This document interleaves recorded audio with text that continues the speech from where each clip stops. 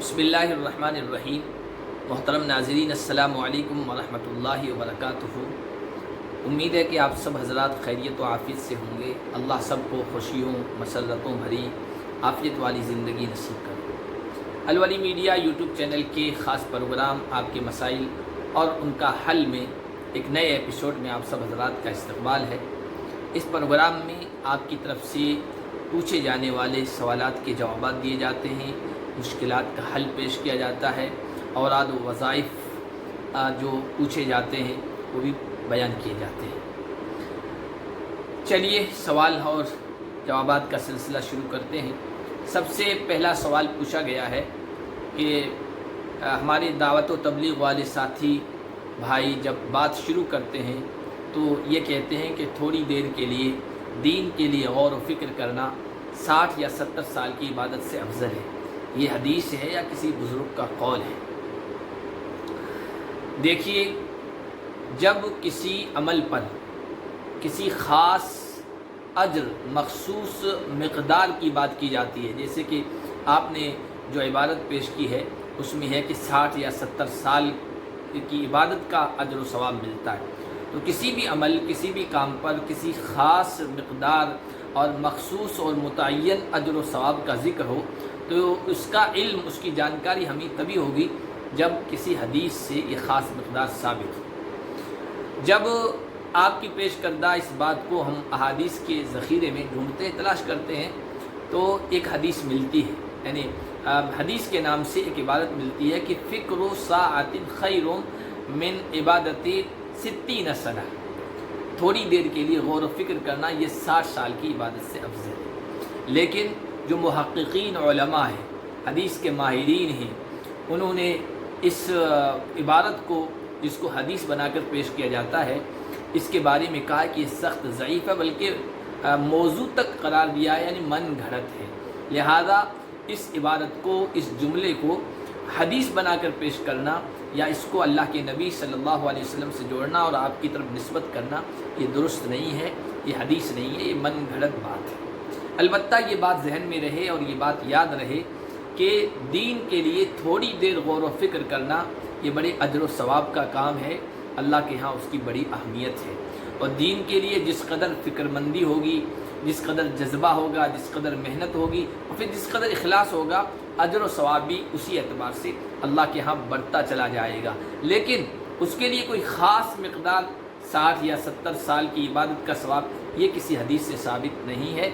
जो हदीस बनाकर पेश की जाती है ये मन घड़त है, हुजूर की तरफ उसकी निस्बत करना, उसको जोड़ना ये दुरुस्त नहीं है। अगला सवाल है कि बच्चे का, जो नवमौलूद बच्चा होता है, उसका ख़तना किया जाता है तो उसके ख़तने में जो स्किन, जो जिल्द काट दी जाती है, इसी तरह 7वें दिन उसके बाल निकाले जाते हैं या उसकी नाफ जो काटी जाती है और उसकी जो स्किन होती है उसका क्या करें? उसको दफन करें या ये कि बहते हुए पानी में, नदी वग़ैरह में उसको बहा दें?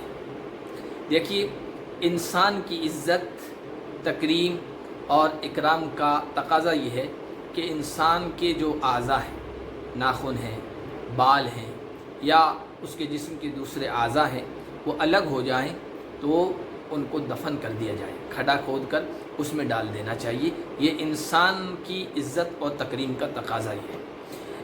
लिहाजा नवमौलूद बच्चा है, उसके ख़तने की जो चमड़ी है या नाफ की है या उसके जो बाल काटे गए हैं, उसके बारे में मुस्तहब और बेहतर यही है कि गड्ढा खोद कर उसमें दफन किया जाए, किसी बहते हुए पानी में न डाला जाए।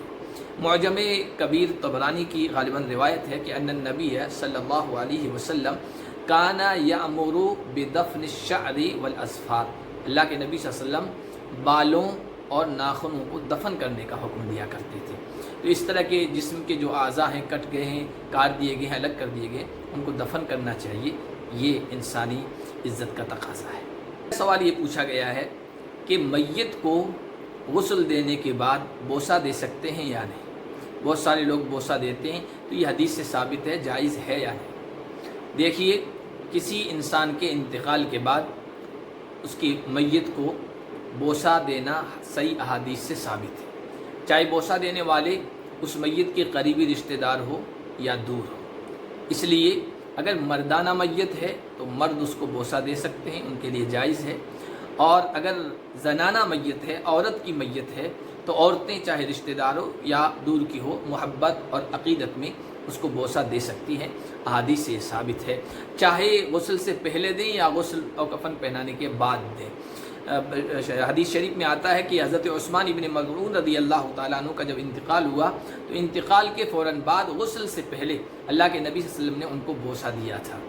اور حضرت ابوبکر صدیق رضی اللہ تعالیٰ عنہ کے بارے میں آتا ہے کہ جب حضور صلی اللہ علیہ وسلم کی وفات ہوئی، آپ کا انتقال ہوا، تو حضرت ابوبکر تشریف لائے، چہرے سے چادر اور جو کپڑا تھا جس سے چہرہ ڈھانپا ہوا تھا وہ ہٹایا اور آپ کو بوسہ دیا، اور پھر کہا کہ طبت حیا وطبت میتا یا رسول اللہ۔ بہرحال میت کو بوسہ دینا جائز ہے۔ اگلا سوال یہ پوچھا گیا ہے کہ نمازی کے کتنے آگے سے گزرنا جائز ہے؟ دیکھیے، اگر کوئی آدمی نماز پڑھ رہا ہے، چھوٹی مسجد ہے، چھوٹا مکان ہے، تو اس کے آگے سے گزرنا جائز نہیں ہے۔ ہاں یہ کہ نمازی کے آگے اس چھوٹی مسجد یا مکان میں کوئی آڑ، اور یہ آڑ یا سترہ ایک شرعی گز کے برابر اونچا ہو اور کم از کم انگلی کی موٹائی کے برابر ہو، تو پھر اس آڑ کے آگے سے، سترے کے آگے سے گزر سکتے ہیں۔ اور اگر یہ نماز پڑھنے والا بڑے مکان میں ہے، بڑی مسجد میں ہے، بڑی مسجد کی کیا مقدار ہوگی؟ تو کہا کہ 40 شرعی گز، تقریباً 60 فٹ کے برابر ہوتے ہیں۔ تو اگر یہ مسجد 60 فٹ کے برابر ہے تو نمازی کے اتنے آگے سے گزرنا جائز ہے کہ نمازی نماز پڑھ رہا ہو اور اس کی نگاہ سجدے کرنے کی جگہ پر ہو، تو آگے سے اگر کوئی گزرے تو اس کی نماز میں خلل نہ پڑے اور اس کی نگاہ اس گزرنے والے پر نہ پڑے، جس کا اندازہ 3 صف کے برابر کیا گیا، جو تقریباً 12 فٹ ہوتے ہیں۔ تو بڑی مسجد میں 12 فٹ آگے سے نمازی کے آگے سے گزر سکتے ہیں، کوئی مسئلہ نہیں۔